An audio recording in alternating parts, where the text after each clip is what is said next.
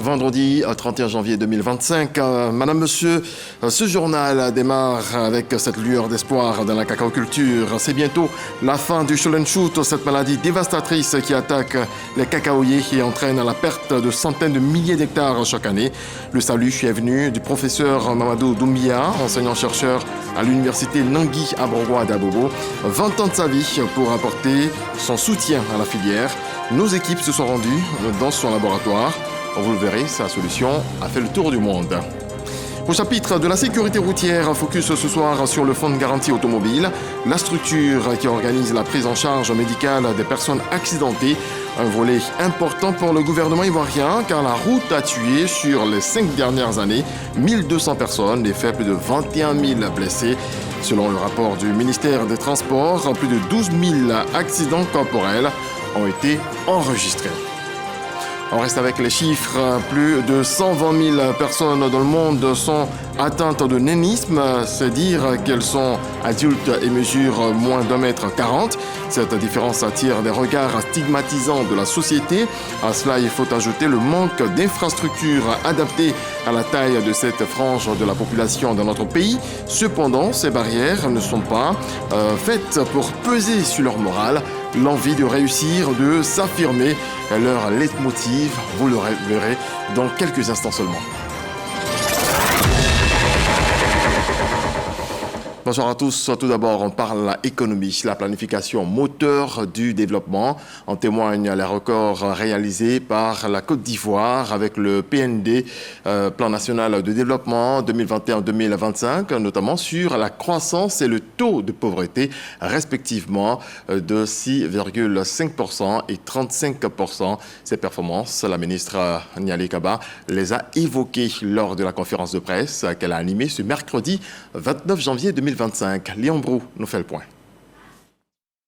6,5% le produit intérieur brut malgré un contexte international de crise et de pression sur la période 2021-2024. Cette croissance soutenue grâce au solide cadre macroéconomique induit par le PND, le Plan national de développement 2021-2025, selon la ministre Niali Kaba. Avec une diminution progressive de notre déficit budgétaire qui, en pourcentage du PIB, est estimé à 4% en 2024 contre 5,2% en 2023 et 6,8% en 2022. Le niveau de l'inflation est contenu à 3,5% en 2024. Contre 5,2% en 2022. Sur les 59 000 milliards coût du PND 2021-2025, 47 000 milliards 500 millions de francs CFA investis à fin 2024 s'en trouvent renforcer l'environnement des affaires, les infrastructures de soutien à la croissance. Ce renforcement a amélioré la compétitivité de l'économie. Ainsi, la capacité du secteur de l'énergie est passé de 1391 MW à 2907 MW. Le taux de pénétration de la téléphonie mobile a plus que doublé, passant de 76,75% en 2011 à 172% en 2023. Autre résultat, la baisse à 35% du taux de la pauvreté grâce aux politiques sociales du gouvernement. PGGouv et filets sociaux productifs, par exemple, avec impact sur plus de 2 millions de jeunes et 457 000 ménages. De quoi améliorer l'indice de développement humain. Le taux net de scolarisation au primaire s'est situé à 96,46% en 2024 contre 72% en 2013, soit une hausse de 21 points de pourcentage. Ces actions ont permis de faire passer le pourcentage de la population vivant à moins de 5 km d'un établissement sanitaire à 80% en 2024 contre 66% en 2011. La planification, donc l'outil de développement et de bien-être que la ministre de l'économie inscrit au cœur des stratégies du gouvernement avec pour 2025 un accent sur le capital humain, la sécurité et la paix. Ça bouge également dans la filière cajou pour une meilleure orientation des activités liées au cajou. Le gouvernement a regroupé les acteurs publics et privés au sein de comités régionaux et départementaux de veille en vue d'un suivi inclusif et concerté de la commercialisation intérieure. Après 10 années d'exercice, tous les acteurs se sont réunis ce jeudi à Yamoussoukro pour faire le point. Lancine Bakayoko. Malgré les performances réalisées par les comités de veille pour le suivi de la commercialisation de l'anacarde, la filière reste confrontée à plusieurs défis majeurs, entre autres la fuite des produits vers les pays voisins, le problème de traçabilité et de transparence des flux, ou même la question de la transformation locale. Ces défis appellent à une mobilisation collective et à des actions renforcées pour protéger nos ressources et garantir la compétitivité de la filière sur le plan national et international. Votre rôle de proximité vous confère une position stratégique dans le dispositif de développement de nos filières. Ce dispositif opérationnel porté par les préfets des régions et des départements devrait déboucher sur une structuration plus efficace et une compétitivité mieux renforcée de la filière cajou. Votre implication est essentielle pour sensibiliser et accompagner les acteurs sur l'adoption de bonnes pratiques visant à préserver la qualité marchande tout en veillant au respect des prix planchers fixés par le gouvernement. Sur la campagne écoulée, la production nationale de cajou a avoisiné 1 200 000 tonnes pour un volume transformé de 344 000 tonnes de noix brutes. Ces avancées se sont matérialisées non seulement par le renforcement de la chaîne des valeurs, mais aussi par une amélioration substantielle des revenus des acteurs. Il y a le cajou, mais aussi le cacao, important pour notre économie. C'est bientôt la fin du Sholenshut, cette maladie dévastatrice qui attaque les cacaoyers et entraîne la perte de centaines de milliers d'hectares chaque année. Le salut est venu du professeur Mamadou Doumbia, enseignant-chercheur à l'université Nangia Brogwa d'Abobo, 20 ans de sa vie pour apporter son soutien à la filière. Vous le verrez, sa solution fait le tour du monde. C'est Forazigui. Une vaste étendue de cacao affaissé, des troncs d'arbres gonflés et déformés. Ce champ de cacao situé dans la localité de Niablé a été frappé de plein fouet par la maladie du Sholenshut. Kwao, le propriétaire, erre dans ces champs dévastés. Il a perdu plus de 80 hectares, lui qui avait pourtant fondé tout espoir et celui de sa famille sur cette exploitation. Tout est mort, regarde. Je ne sais pas comment on va faire. Hein.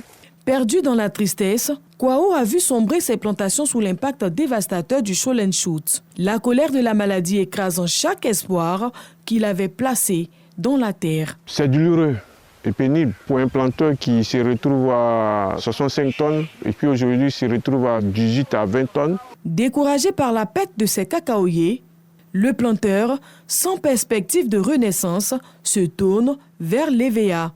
L'EVA-culture va nous permettre aussi de vivre. Mais on a constaté que quand on met l'EVA dedans, ça stoppe la maladie. Après avoir exploré la situation de Kwao à Niablé, nous nous dirigeons maintenant vers Aprompron, village dans la localité de Bétier, où les défis du secteur cacaoyer prennent une dimension tout aussi désastreuse. Le Sholenshut, il y a l'ANADER qui sont venus nous former, puisque moi j'étais responsable environnement d'une coopérative. Ils nous ont dit que le Sholenshut est dans notre zone. Ils nous ont donné les premiers signes, c'est de voir les feuilles, soit c'est violet ou bien c'est jaune. Et j'ai vu que effectivement, je voyais les feuilles là qui n'étaient pas, les feuilles ne sont pas vertes, mais je constate que c'était vraiment jaune. De 12 hectares de verger, il se retrouve aujourd'hui avec 4 hectares. Son exploitation cacaoyère souffre de l'impact du Sholenshut, dévastant ses récoltes. C'est une perte énorme. À l'époque, je faisais plus que 13 tonnes. Mais aujourd'hui, je suis à moins de 4 tonnes. De Niablé à Aprompron en passant par Zoukoube, les réalités du cacao restent les mêmes. Sur plus de 25 hectares, Donald n'en possède plus que 7. Il a dû arracher une partie de sa plantation malade sur recommandation de l'Agence nationale d'appui au développement rural, ANADER. Où les Blancs sont passés, ils ont dit que lorsque ça apparaît, il faut couper au moins 50 carrés. Voilà, et puis tu vas brûler. Moi aussi, j'ai commencé, je voulais couper, les pieds sont gros, je n'arrive pas à couper. Donc j'ai commencé à mettre feu en bas. Selon le CNRA, 105 millions d'hectares ont déjà été arrachés à cause de cette maladie. Mais aujourd'hui, une étincelle d'espérance se profile grâce à un chercheur ivoirien. Mamadou, enseignant-chercheur à l'université Nongui-Abrogwa, passionné par l'agriculture et la préservation de l'écosystème. Il a mis au point un remède contre le Sholl&Shoot. Les conséquences du Sholl&Shoot sur le cacaoculteur sont quand même multifactorielles. Vous avez les conséquences morales, donc il est abattu. Vous avez les conséquences sociales, parce que tout simplement, tout ce qui lui permettait de prendre en charge sa famille est totalement réduit. Ces travaux ont permis de redonner espoir à Donald, ainsi qu'à plusieurs planteurs, et de sauver des milliers de vergers. Depuis le début du mois de décembre et novembre, il ne pleuvait pas. Mais vous voyez qu'il y a des fleurs, il y a des jeunes cabosses. Quand tu les vois, même tu ne sais même pas qu'il ne pleut pas. L'histoire du professeur Mamadou Doumbia est celle d'un homme animé par une détermination sans faille. Pendant 20 longues années, il a multiplié les recherches, les essais et surmonté bien des échecs. Aujourd'hui, son travail acharné a abouti à une solution révolutionnaire qui transforme la vie de milliers de producteurs ivoiriens. Notre procédé, c'est d'abord en fait l'utilisation de ce qu'on appelle un DSS, Decisive Soil Suppressive, qui est en fait un produit qui va donc non seulement améliorer la texture et la structure du sol, mais va permettre aussi effectivement d'équilibrer la biodiversité du sol, permettre à la plante d'être nourrie, d'être fortifiée. Et nous avons en deuxième lieu des biostimulants qui vont donc booster le système, en fait, les différents systèmes de défense naturelle de la plante. Et nous avons enfin un produit qui va donc essayer d'affecter le vecteur. Méagui, localité phare de la culture du cacao, fait face aux mêmes défis que Zoukougbe et plusieurs villes du pays. Ici, la maladie du Sholl&Shoot ou pousse gonflée a également décimé les plantations. Inoussa Lengani, cultivateur expérimenté, a vu ses arbres dépérir sous ses yeux. Mais sa rencontre avec le professeur Doumbia a été un tournant décisif. En tout cas, dans mon champ, il y avait eu 2 foyers de la maladie Sholl&Shoot.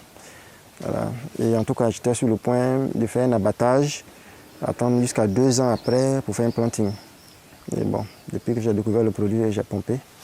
En tout cas, bon, j'ai plus l'idée d'abattre les pieds encore, parce que les pieds ont repris. Aujourd'hui, les plus de 3000 planteurs membres de la coopérative ECAM sont dans l'impasse. Habituellement, leurs locaux grouillent d'activité à cette période, mais cette année, les camions de ramassage restent à l'arrêt. Le magasin de stockage qui pouvait contenir jusqu'à 6000 tonnes de fèves est presque vide. Prévision d'aujourd'hui. Bon, pour aujourd'hui, nous avons déjà 2 sections qui se sont déjà signalées. Ils doivent pouvoir nous envoyer donc leur stock en section. D'accord. Face à l'ampleur de la crise, ils ont décidé d'adopter l'approche novatrice de Mamadou Doumbia et appellent désormais le gouvernement à les soutenir. Ça va contribuer à augmenter le rendement des producteurs, d'où le rendement même de la coopérative. Notre souhait, c'est à ce que le conseil d'administration puisse pencher vers ces chercheurs-là pour que nous puissions avoir des produits pour donner à nos différents producteurs. Et pourquoi pas, si l'État pouvait nous aussi nous aider en donnant vraiment des produits aux producteurs. Nous vous emmenons maintenant au cœur du laboratoire central de l'université Nongui-Abrogwa où le professeur Doumbia a mis au point le Vital Plus. Sur les étagères s'alignent fioles et instruments témoins des longues nuits de recherche. Ce laboratoire est le berceau d'une innovation qui redonne espoir à tout un secteur. Les laboratoires où tous les éléments qui ont intervenu dans la conception de ces produits, il n'y a rien qui vient de l'extérieur.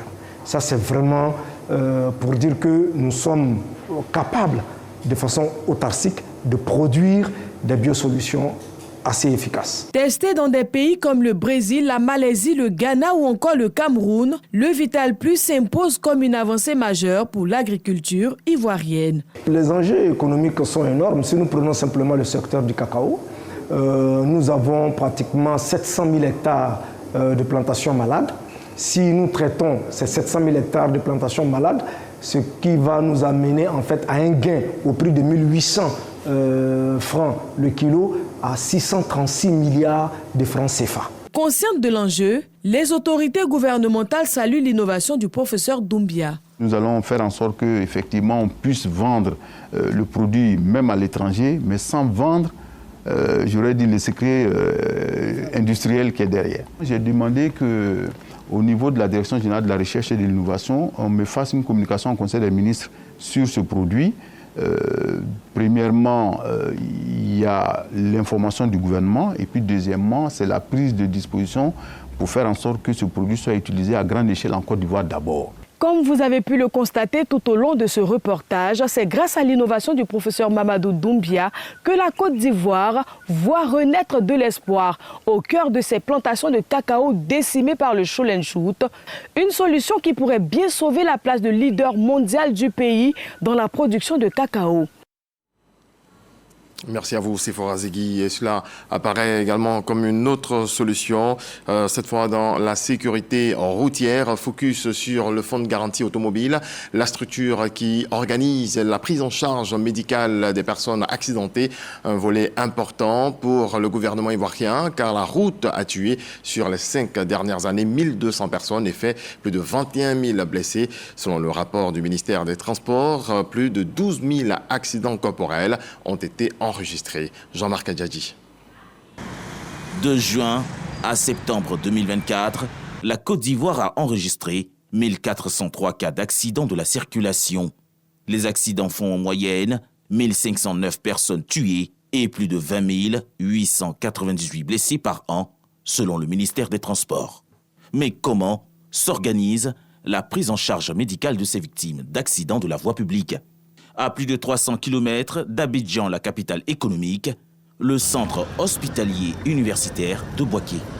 Au service des urgences sont internés 2 des 37 victimes de la tragédie de Dimbokro, datée du 31 décembre 2024.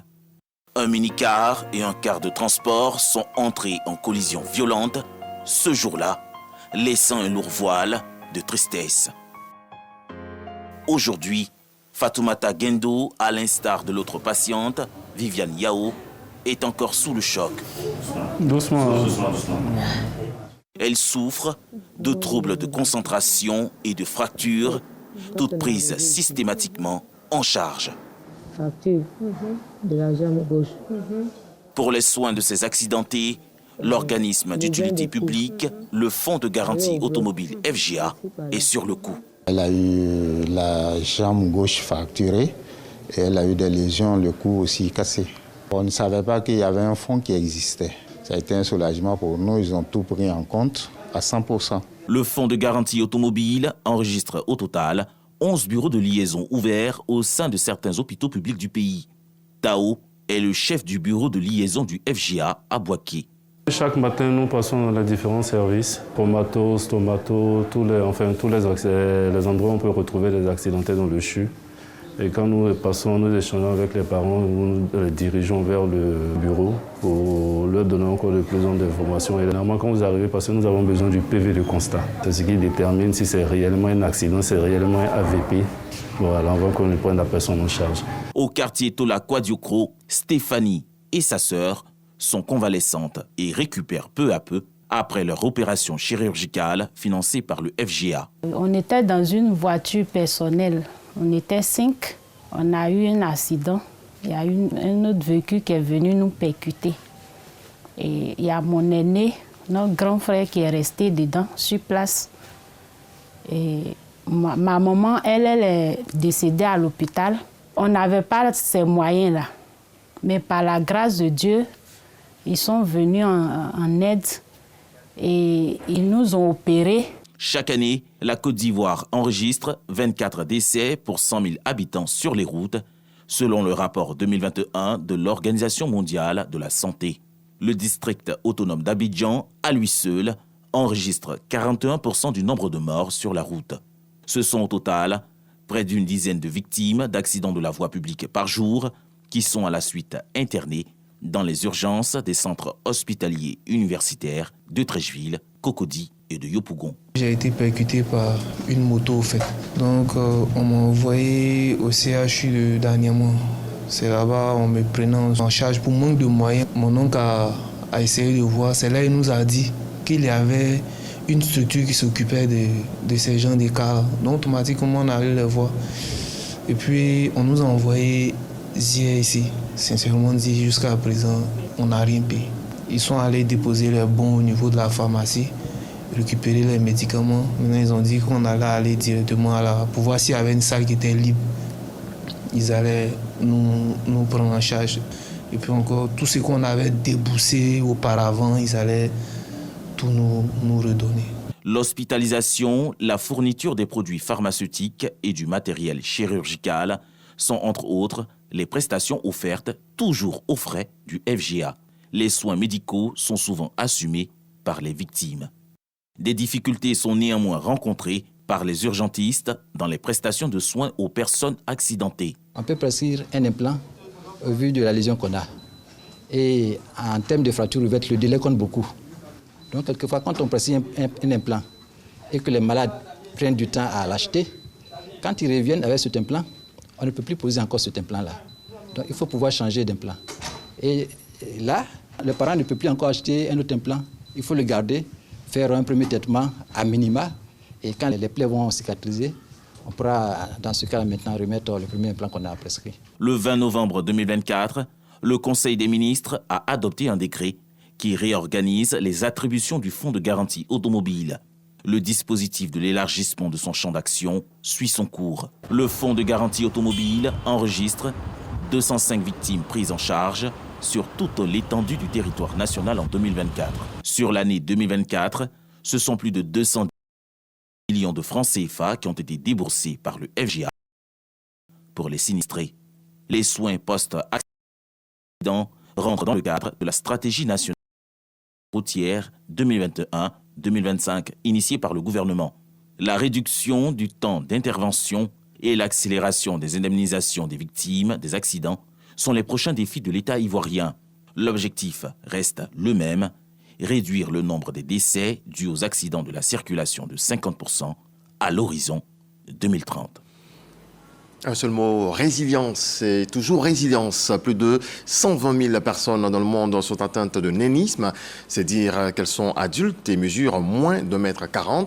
Cette différence attire des regards stigmatisants de la société. À cela, il faut ajouter le manque d'infrastructures adaptées à la taille de cette frange de la population dans notre pays. Cependant, ces barrières ne sont pas faites pour peser sur leur morale. L'envie de réussir, de s'affirmer est leur leitmotiv. Khalil Diomandé a rencontré certains reportages.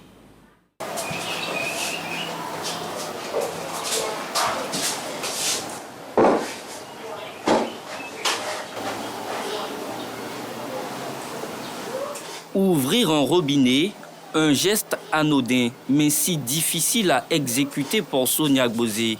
À 44 ans, elle mesure à peine 1,20 m. Sonia est atteinte de nanisme, une pathologie qui résulte d'un trouble de la croissance. Après mains et pieds, elle réussit enfin à enclencher le robinet pour se procurer de l'eau pour sa vaisselle. Quand il n'y a personne dans la maison, je suis obligée de prendre le tabouret plus le cumoir pour prendre de l'eau. Souvent, m'arrive un moment, j'arrive à trébucher. Issue d'une fratrie de 5 enfants, Sonia est la seule touchée par ce handicap. Mais en 2011, elle donne naissance à Moïse. Lui héritera du nanisme. À sa naissance, son père prend la poudre d'escampette. Il a vu que donc, il ne peut pas prendre une personne handicapée, un enfant handicapé, une mère handicapée pour aller où, puisqu'il a pris ça encore pour faire une moquerie après l'accouchement. L'enfant, même quand il va dehors, les gens se moquent, il vient me dire en pleurant, il dit laisse. Si tu es né, tu es en vie, faut dire gloire à Dieu. En dépit des difficultés, Sonia a choisi de se battre pour son avenir et celui de son fils. L'éducation de ce dernier demeure sa priorité et Moïse en a conscience. Quand maman me dit d'étudier, j'étudie, fois je m'en vais à l'école, les gens parlent de mon handicap, ils parlent de tout, moi je dis à rien, que c'est le travail qui m'intéresse, l'handicap c'est rien pour moi. Après 30 minutes d'exercice, Moïse va se préparer pour l'école. Une fois prêt, sa tenue, son sac à dos sont scrutés par sa mère. Quelques conseils d'usage avant le départ pour les cours de l'après-midi. N'écoute pas ce qui te provoque. T'as compris? Faut suivre bien les cours. T'as compris? T'as compris. Moïse est inscrit dans un collège privé de Yopougon en classe de 4e. Ici, l'adolescent fait face à des défis. Le premier, affronter le regard des autres. Il est aussi contraint de s'asseoir sur les bords du table-banc pour écrire convenablement en raison de sa taille. En plus de ça, je ne peux pas écrire au tableau parce que le tableau est grand pour moi. C'est pas facile, mais il ne me décourage pas et c'est qu'un jour je vais réussir. Son envie de réussir, Moïse le démontre en classe. Il sait arborer son manteau de leader lors des travaux de groupe et porter la voix de ses amis. C'est important parce qu'il faut se connecter à sa racine. C'est un enfant qui est courageux. C'est un enfant qui montre qu'il a envie de vivre, qui montre qu'il a envie d'apprendre. Il est vraiment intégré. En plus, il est meneur de groupe, donc il n'a aucun problème vis-à-vis de sa différence avec les autres. Suivre un cursus scolaire normal et s'insérer dans le tissu professionnel malgré son handicap, c'est possible. Théodore Brovou en est la preuve vivante. Il fait partie des 53 personnes de petite taille recrutées à la fonction publique ces 6 dernières années suite à un concours dérogatoire. J'ai postulé en 2015, 2018 et puis 2019. 2019, j'ai été recruté, attaqué adjoint administratif. Et c'était mon rêve. Je me disais que de toute façon, les gens travaillent là. Moi, là, je vais travailler un jour à la fonction publique. Petit par la taille, mais grand par l'impact du travail. Théodore force l'admiration de ses collègues. C'est quelqu'un qui est beaucoup disponible, quelqu'un qui est serviable, toujours jovial, il ne se fâche jamais et il est toujours à l'heure à son poste. Il ne m'a jamais montré son côté handicap. Il est même amoureux même du travail plus que moi. Depuis 2017, le fonctionnaire de 42 ans est le président de l'APT, l'Association des personnes de petite taille. Il s'évertue à promouvoir le talent des individus touchés par le nanisme et à briser les stéréotypes. Je voudrais dire aux personnes en situation de handicap que l'handicap n'est pas un frein. Surtout aux personnes de petite taille, il faut dépasser le complexe. Vaincre le complexe d'infériorité, c'est bien ce qu'a réussi Germaine, candidate au concours Miss Nanisme en 2024. C'est là que j'ai vu ma beauté. Âgée de 35 ans et mesurant 1,22 m, elle décroche la couronne de cette compétition sélective. Depuis que j'ai gagné ce concours, ça m'a permis d'avoir plus confiance en moi. Mais là, aujourd'hui, je ne me vois pas en train de dire mais je suis trop petite, pourquoi je suis ceci, pourquoi je suis cela. Non, non. Je me sens très belle. Même je n'attends même pas à ce que quelqu'un me dise tu es belle. Germaine est passionnée de coiffure et opère dans le secteur depuis une dizaine d'années. La coiffure, c'est un don que Dieu m'a donné. Je fais les drugs, je fais les locks, je fais les nappies, tout. Souvent, quand on donne mon numéro aux femmes de m'appeler, puis je vais les croiser, quoi, elles me voient là, elles doutent. Après, maintenant, quand je finis mon travail, elles sont fières. Aujourd'hui, grâce à la coiffure, je n'étends pas la main. Dans le monde, le nanisme touche plus de 120 000 personnes. En Côte d'Ivoire, une soixantaine a été répertoriée par l'APT. Pour comprendre les causes de cette maladie, nous rencontrons le docteur Sanogo. Soyez les bienvenus, monsieur. Endocrinologue, spécialiste des questions hormonales. Les causes du nanisme sont diverses. D'après une étude qui a été réalisée dans notre pays en 2023, portant sur les personnes de petite taille, il a été démontré dans cette étude que la première cause, c'était des problèmes en rapport avec la thyroïde. Il y a certaines formes de nanisme qui sont en transmission. Il suffit qu'un seul parent soit atteint de nanisme pour qu'un enfant puisse être atteint. Mais on peut avoir aussi des enfants de petite taille qui n'ont pas de parents atteints de nanisme. Donc, ce sont des enfants qui sont nés avec des anomalies qui se sont installées certainement au moment de leur conception.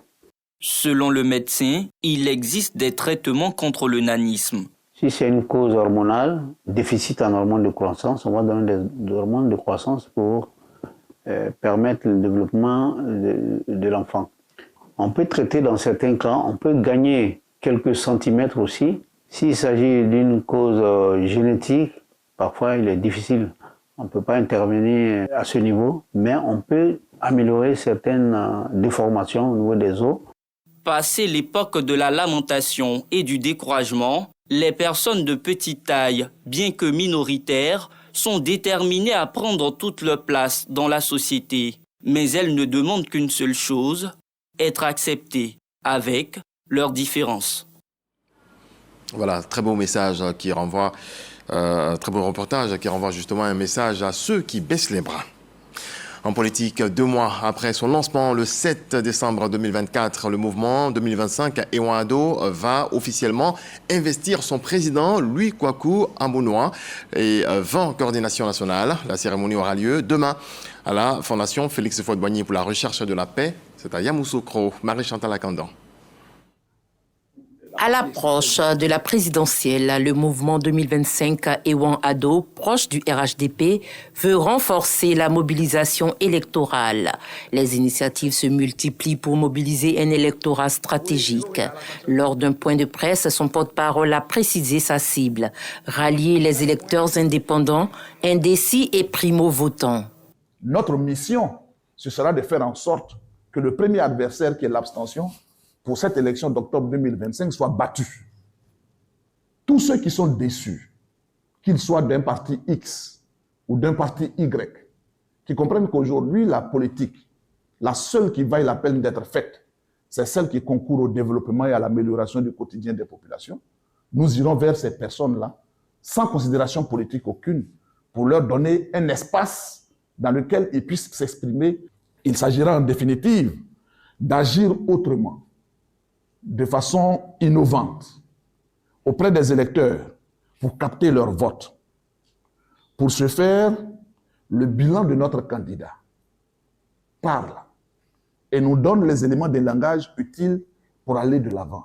L'investiture du président du mouvement 2025 Ewan-Ado, Louis Kwaku Ambonoi et ses 20 coordinations nationales prévues le 1er février 2025 à Yamoussoukro marquera une étape clé dans cette stratégie de mobilisation.